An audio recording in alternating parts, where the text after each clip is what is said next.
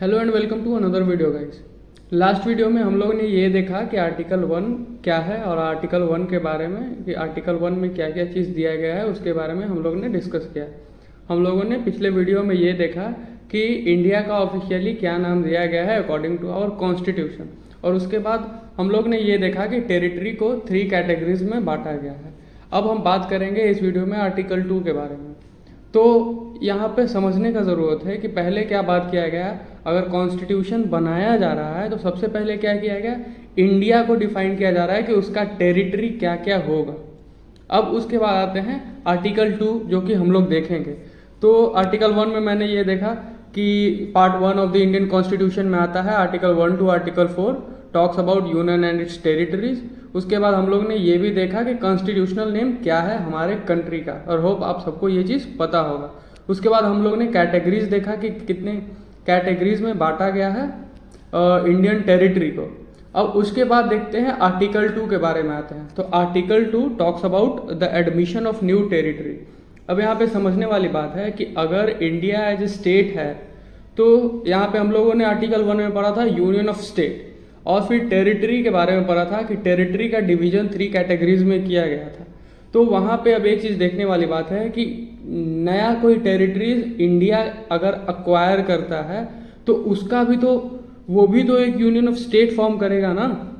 तो वही चीज़ समझने का बात है, और वही चीज़ को आर्टिकल 2 में डिफाइन किया गया है कि अगर कोई भी न्यू टेरिटरी आता है इंडिया के पास, आता है इन द सेंस या तो वो कंकर करता है या कॉन्क्वेस्ट के थ्रू या सेशन के थ्रू या सब्जुगेशन के थ्रू अक्वायर करता है, तो उसका एडमिशन होगा। एडमिशन इन द सेंस कि वो भी एक क्या फॉर्म करेगा, union of state he form करेगा।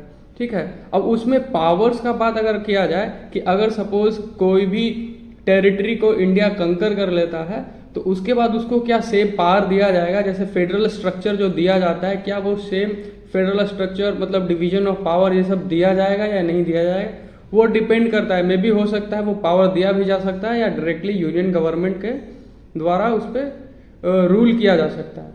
ठीक है। तो यहाँ पे आर्टिकल 2 का जो बात किया जाता है तो उसमें it talks about the admission of new territory. The second point is union shall discuss the name and boundary of new states acquired. इसका मतलब क्या होता है कि जो भी स्टेट या जो भी टेरिटरी अक्वायर कर रहा है हमारा कंट्री, उसका क्या नेम डिस्कस करेगा कि उसका ये नेम हो सकता है, और फिर उसका बाउंड्री डिस्कस करेगा कि the boundary of the new state that is acquired will be from this to that place. ठीक है। अब यहाँ पे एक चीज़ मैंने ये पॉइंट में ही क्लियर कर दिया है कि अगर कोई स्टेट को अक्वायर किया गया है तो it can be acquired through session, conquest और सब्जुगेशन। ठीक है। ये वर्ड्स को आप गूगल कीजिए, सर्च कीजिए, मैं आप लोग पे छोड़ रहा हूँ, और इसको आप नोट डाउन कीजिए ताकि आप लोग को भी अच्छे से ये चीज़ पता हो। ठीक है। लास्ट वीडियो में मैंने आर्टिकल 1 में बताया था कि अगर कोई भी टेरिटरी है, फॉर एग्जांपल मैंने ये दिया था कि अगर पीओके को कोई अक्वायर करता है, मतलब पाकिस्तान को हरा के या पीओके को अक्वायर कर लेता है, तो वो भी क्या होता है, एक न्यू टेरिटरी फॉर्म हुआ जो कि इंडिया में अब आने वाला है। ठीक है। तो उसके लिए नेम डिसाइड करना, उसका बाउंड्री कितना होगा, वो सब क्या होगा आर्टिकल 2 में ही आएगा। और एक सबसे इम्पॉर्टेंट क्वेश्चन ये है कि आप जो इंडिया का मैप देखते हैं या हम लोग जितने भी हैं हमारे कंट्री इंडिया का जो मैप देखते हैं, क्या आपने कभी सोचा है कि इसका मैप जो भी है वो चेंज किया जा सकता है जियोग्राफिकली। ठीक है। तो ये क्वेश्चन है, और ये क्वेश्चन का आर्टिकल 2 में ही आंसर दिया गया है कि parliament can redraw the map. मतलब कि अगर आप देख रहे हैं आपके माइंड में, ऑब्वियसली हर किसी के माइंड में इंडिया का मैप होगा, लेकिन वो मैप कभी भी चेंज किया जा सकता है by parliament, by making laws. अब इसमें क्या होगा कि अगर कोई नया टेरिटरी बना तो फिर उसका भी वो मैप में इंक्लूड किया जाएगा, या कोई एक्सटेंड किया या किसी से कॉन्क्वेस्ट में या सेशन के थ्रू या सब्जुगेशन के थ्रू कोई न्यू टेरिटरी को अक्वायर करता है तो वो भी क्या हो जाएगा, अगर इंडिया का मैप देखा जाएगा तो उसमें चेंजेस आ सकते हैं।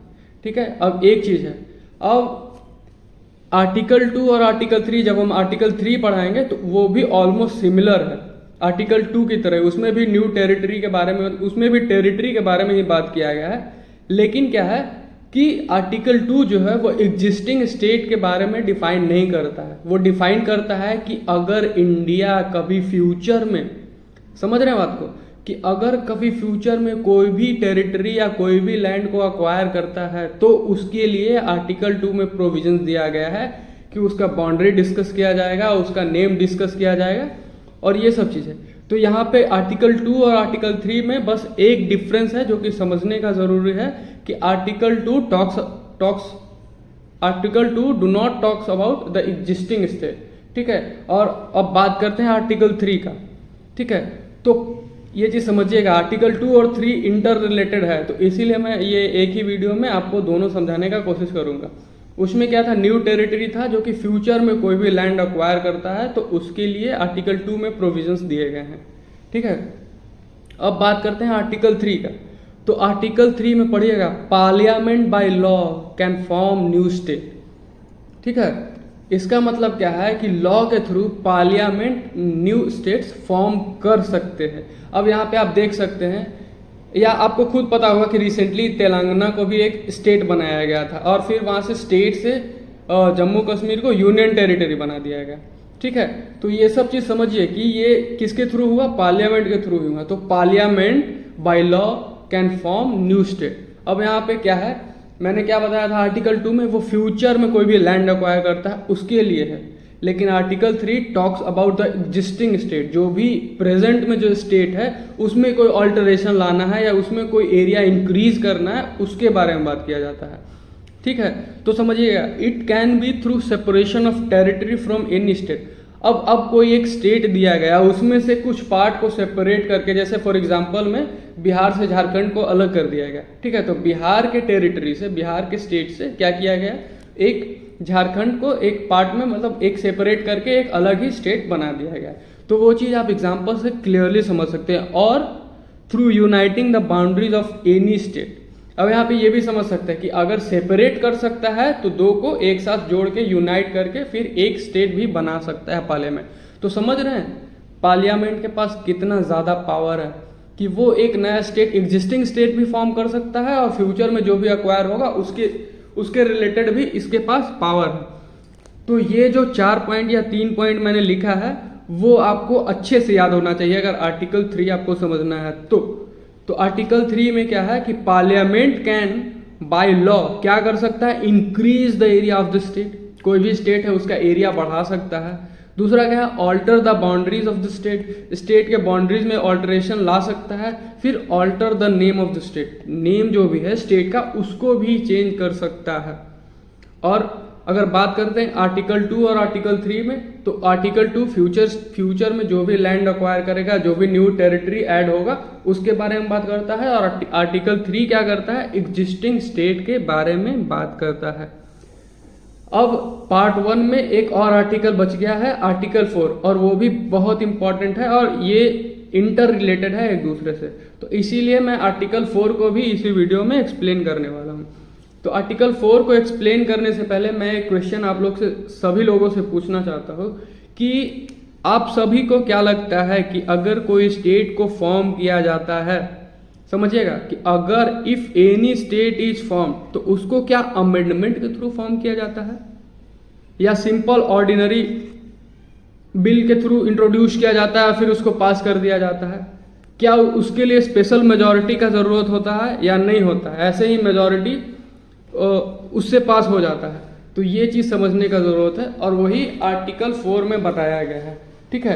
तो आर्टिकल 4 के तरफ अब चलते हैं। आर्टिकल 4 क्वेश्चन यही है कि can amendment be made in constitution without using article 368। अब यहाँ पे देखिए क्या होता है कि आर्टिकल 368 में क्या है, कॉन्स्टिट्यूशन के पास अमेंडिंग पावर होता है, लेकिन आर्टिकल 368 को बिना यूज किए भी हम लोग अमेंड कर सकते हैं, ठीक है। हम लोग को कोई अमेंडमेंट करने का ज़रूरत नहीं, ऑर्डिनरी बिल की तरह इंट्रोड्यूस करके भी हम ये जो स्टेट है, जो भी स्टेट को हम चेंज करते हैं वो ईजिली फॉर्म हो सकता है। अगर किसी कोई नए स्टेट को फॉर्म करना है तो उसके लिए ऑर्डिनरी बिल इंट्रोड्यूस होके ही वो पास हो सकता है। हालांकि अगर स्टेट का डिवीजन किया जाता है या स्टेट को सेपरेट किया जाता है या कोई नया नेम दिया जाता है या बाउंड्रीज ऐड किया जाता है उसमें, ठीक है, तो उसमें जो स्टेट का जो लेजिस्लेचर होता है उससे रिकमेंडेशन लिया जाता है और एक और इम्पॉर्टेंट चीज़ कि प्रेसिडेंट का रिकमेंडेशन लिया जाता है। वो सब डीपली आपको एक अलग से वीडियो में मैं आपको एक्सप्लेन कर दूंगा। लेकिन यहाँ पे ये समझने का ज़रूरत है कि आर्टिकल 4 जनरली क्या करता है, जनरली पावर देता है किसको, पार्लियामेंट को, थ्रू आर्टिकल 2 एंड 3। ठीक है, आर्टिकल 2 एंड 3 को पावर कहाँ से मिलता है, आर्टिकल 4 से मिलता है। तो यहाँ पे सिंपली यही समझेंगे कि आर्टिकल 4 के थ्रू पावर मिलता है किसको, पार्लियामेंट को पावर मिलता है क्या करने के लिए, कोई भी आर्टिकल 2 में अगर देखेंगे तो क्या है कि कोई भी बाउंड्रीज को अगर अक्वायर किया है इन फ्यूचर तो उसको क्या कर सकता है, नेम दे सकता है, बाउंड्रीज में अल्टरेशन ला सकता है, ये सब चीज़ें। और फिर से हम एग्जिस्टिंग स्टेट के बारे में भी है कि अगर कोई भी एग्जिस्टिंग स्टेट है और उसमें क्या करना है, एरियाज में ऐड करना है या एडिशन करना है या सब्सट्रैक्शन करना है, घटाना बढ़ाना है, तो वो भी क्या होगा, ये सब पावर किसके थ्रू मिला है, आर्टिकल 4 के थ्रू मिला है। तो यहाँ पे ये समझ सकते हैं कि can amendment be made in constitution without using article 368, of course yes. ठीक है, ये क्वेश्चन है। अब उसके बाद देखेंगे क्या कि changes of the name and the boundaries under 2 and 3 will not be through constitutional amendment act. तो जितने लोगों को भी लगता है कि अगर कोई भी स्टेट का फॉर्मेशन किया जाता है तो कॉन्स्टिट्यूशनल अमेंडमेंट लाया जाता है, तो नहीं, आप गलत हैं। बिना कॉन्स्टिट्यूशनल अमेंडमेंट के ही कोई भी स्टेट का नेम या कोई भी स्टेट का फॉर्मेशन किया जाता है। ठीक है, और आर्टिकल 368 जो कि अमेंडिंग पावर है कॉन्स्टिट्यूशन के पास, उसको ये बाईपास करता है। ठीक है, तो अगर if the question is asked कि आर्टिकल 368 जो कि अमेंडिंग पावर है कॉन्स्टिट्यूशन के पास, उसका एक्सेप्शन क्या है, तो exception is article 4 that allows to bypass article 368। ठीक है, अब यहाँ पे आप लोग ये समझ गए होंगे कि कैसे ये एक्सेप्शन है, क्योंकि ये क्या करता है, बिना कॉन्स्टिट्यूशनल अमेंडमेंट के ही क्या होता है, फॉर्मेशन, पार्लियामेंट को पावर दिया गया है थ्रू आर्टिकल 2 एंड आर्टिकल 3 कि भाई आप क्या कर सकते हैं, you can form new states और you can alter the areas boundaries of the state of any state that is existing or even when you are acquiring any future, if you are acquiring any land in future। तो ये चीज़ है, तो ये सारे चीज़ आपको समझना है और बहुत बहुत इंपॉर्टेंट चीज़ है। और फिर जब अगर आप ये पूरा पार्ट 1 समझ रहे हैं तो पार्ट 1 में सबसे इम्पॉर्टेंट ये भी चीज़ समझ लीजिए और ये चीज़ आप गांठ बांध के रख लीजिए या इसको कहीं भी कैसे भी करके याद कर लीजिए कि parliament can redraw the map. ठीक है, तो ये क्वेश्चन आपको इजीली आ सकता है कि parliament can redraw the map, इसको एक्सप्लेन कीजिए कि कैसे एक्सप्लेन कीजिएगा। तो उसमें आपको क्या आर्टिकल 1 से लेकर आर्टिकल 4 तक पूरे के पूरे चीज़ को एक्सप्लेन करना है, कैसे कैसे क्या क्या होता है। ठीक है, वो सब चीज़ मैं आगे के वीडियोज़ में जब डीपली आपको एक्सप्लेन करूँगा हर चीज़ को, तो उसमें आपको मैं समझा दूंगा। लेकिन फिलहाल के लिए यही चीज़ था आर्टिकल 2, 3 और 4 ये वीडियो में, और जो कि होप आप सभी को पसंद आया होगा। और आपको पसंद आया है तो अपने दोस्तों को भी शेयर कीजिए। आप चैनल पे नए हैं तो प्लीज़ वीडियो को लाइक कीजिए और चैनल को सब्सक्राइब कीजिए और जितना से ज़्यादा हो सकता है शेयर कीजिए। Thank you.